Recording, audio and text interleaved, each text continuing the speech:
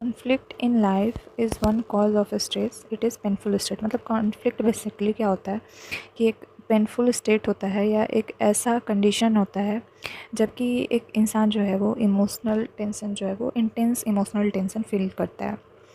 फिर जनरली क्या है कि कॉन्फ्लिक्ट में इंसान को दो या तो ऐसी चीज़ें चूज़ करनी पड़ती हैं जो इनको बहुत ज़्यादा पसंद हो, या फिर ऐसी चीज़ें चूज़ करनी पड़ती हैं जो इनको बिल्कुल पसंद ना हो।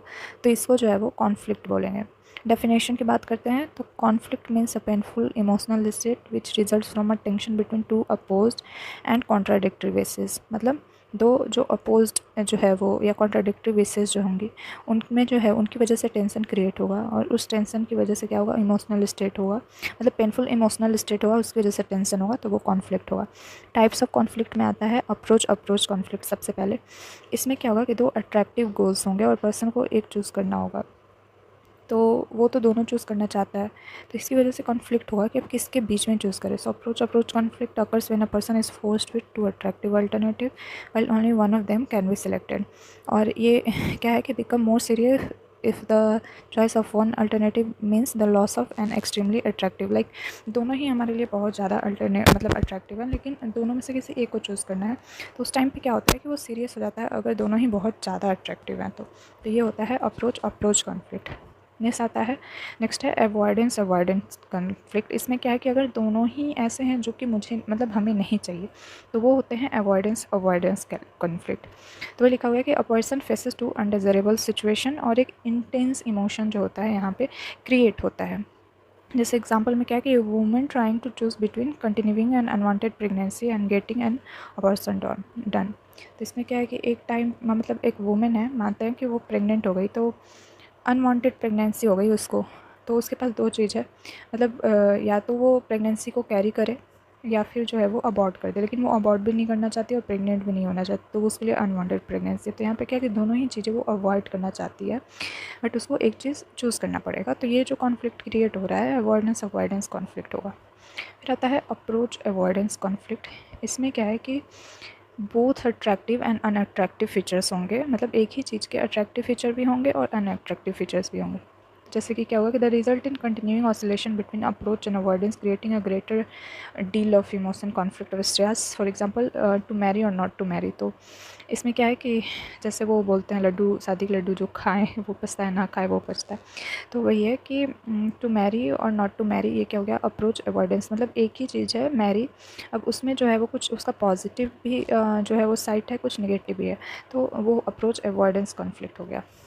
फिर आता है मल्टीपल अप्रोच अवॉइडेंस कॉन्फ्लिक्ट। इसमें क्या होता है कि when a choice must be made between two or more alternatives each of which has both positive and negative feature. मतलब दो हमारे पास ऑप्शन होंगे, दोनों ही के पास क्या होंगे कि नेगेटिव और पॉजिटिव फीचर्स दोनों होंगे, और ये बहुत डिफिकल्ट होते हैं सॉल्व करना। And to make the right decision the individual must analyse the expected values of each course of action. मतलब इंडिविजुअल को पहले प्रॉपर देखना चाहिए फिर डिसीजन लेना चाहिए।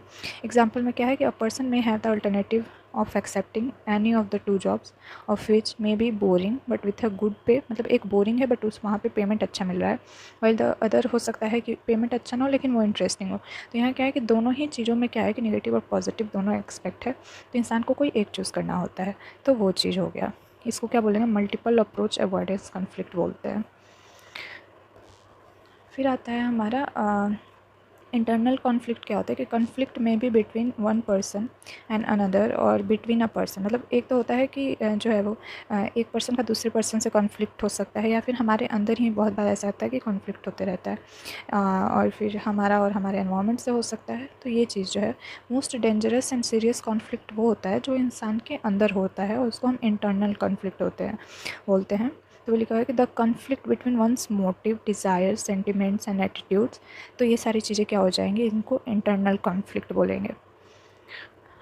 फिर आता है कि Freud describe it as a conflict between the three dynamic aspect में बताया था फ्रॉड ने, id, ego and super ego. फिर आता है कि the conflict at the unconscious level is responsible for many of our emotional disorder and mental illness. मतलब जो कॉन्फ्लिक्ट हमारे अनकॉन्शियस लेवल पे चलती है उनकी वजह से बहुत सारे इमोशनल और डिसऑर्डर और मेंटल इलनेस देखने को मिलते हैं। फिर क्या क्या हम मेजर्स जो है वो कर सकते हैं to overcome frustration and conflict.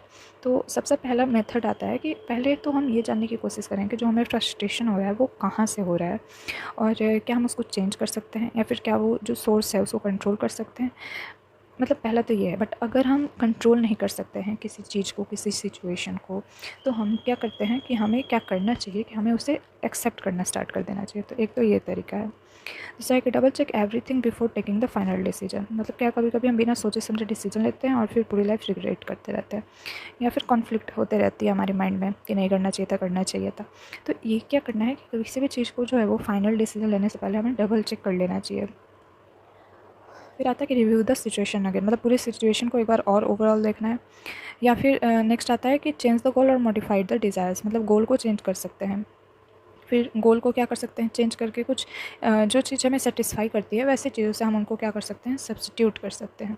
तो ये सारी चीज़ें हम क्या है वो बेसिकली हम कर सकते हैं, ताकि जो है वो हमें फ्रस्ट्रेशन से या कॉन्फ्लिक्ट से राहत मिल सके।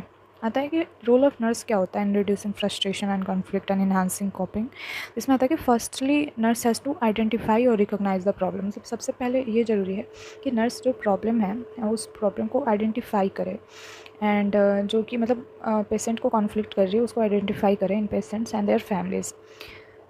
उसका क्या है कि encourage the patient to accept the reality. वही है कि जो इंडिविजुअल सोल्यूशन है वही हम क्या है कि हम बता सकते हैं अपने पेशेंट को। जैसे कि सबसे पहले तो वही है कि हम पेशेंट को बोलेंगे कि या वो सिचुएशन को जो है वो चेंज कर सकता है तो चेंज कर दे, अदरवाइज़ अगर वो चेंज नहीं कर सकता है तो वो एक्सेप्ट करे। फिर आता है कि अपने गोल्स को प्रायोरिटाइज़ करें, चेंज और reset them if not achieving the. Second आता है help the patient to set achievable goals. मतलब कभी क्या होता है कि हम बहुत बड़ी बड़ी चीज़ें डिसाइड कर लेते हैं जो हम नहीं कर पाते, और फिर बाद में हम बहुत फ्रस्ट्रेट हो जाते हैं, कॉन्फ्लिक्ट होने लगती है हमारे ऊपर। तो हम क्या कर सकते हैं कि एक अचीवेबल गोल जो है वो चूज़ कर सकते हैं। It is the patient problem solving technique बता सकते हैं। Having open minded can help solve one problem easily. तो ये हो गया। ये है कि conflict management strategies should be tailor to suit each patient situation. अब ये नहीं कि हम एक हमारे पास एक सोल्यूशन है वही चीज़ हम हर चीज़ पे लगा रहे हैं, हर पेशेंट पे लगा रहे हैं, ऐसा नहीं। सिचुएशन के हिसाब से सोल्यूशन भी क्या होगा कि वेरी करेगा। तो क्या है कि the nurse should decide the most appropriate strategy for each patient. जैसे कुछ स्ट्रैटेजी में है कि during conflict situation the nurse should remain काम। पहले तो नर्स को खुद ही काम होना पड़ेगा, इनकरेज करना पड़ेगा पेशेंट को, ताकि वो अपनी चीज़ों को एक्सप्रेस कर सके। अवॉइड आर्ग्यूइंग, क्रिटिसाइजिंग, डिफेंडिंग और जजिंग। मतलब अपना ऐसा एटीट्यूड रखना है कि आप एक जजमेंटल तरीके से ना पेश आ रहे हो पेशेंट के सामने, या आर्ग्यू करने के मोड में ना हो, वरना पेशेंट एक्सप्रेस ही नहीं करेगा खुद को। फिर आता है कि focus on the patient behaviour rather than the patient personality. मतलब पेशेंट के बिहेवियर पर आपको फोकस करना है, एंड पेशेंट को, पेशेंट की फैमिली को, हेल्थ केयर टीम मेंबर्स सभी को जो है वो बेसिकली हमें जो है वो शामिल करना होता है अगर पेशेंट कॉन्फ्लिक्ट से सफ़र कर रहा है, ताकि वो कॉन्फ्लिक्ट से उसको आराम मिल सके। फिर आता है nurses can employ patient centre strategies to prevent behaviours that contribute to escalation of conflict. मतलब वही है कि नर्स जो है क्या कर सकते हैं कि पेशेंट सेंटर स्ट्रैटेजीज बना सकते हैं। फिर है कि try to understand the patient health care needs and acknowledge the feeling that stimulate the patient behaviour. मतलब उन सारी चीज़ों के बारे में हमें जानकारी होनी चाहिए, ओपन एंडेड क्वेश्चन पूछना चाहिए, ताकि हमें ज़्यादा से ज़्यादा क्वेश्चन जो है वो इन्फॉर्मेशन मिल सके। तो ये सारी चीज़ें जो इसी तरीके से आगे भी ये सारी चीज़ें हम कर सकते हैं, और पेशेंट को जो है वो हम बता सकते हैं कि किस तरीके से वो अपने कॉन्फ्लिक्ट से जो है वो फाइट कर सकते हैं। Thank you.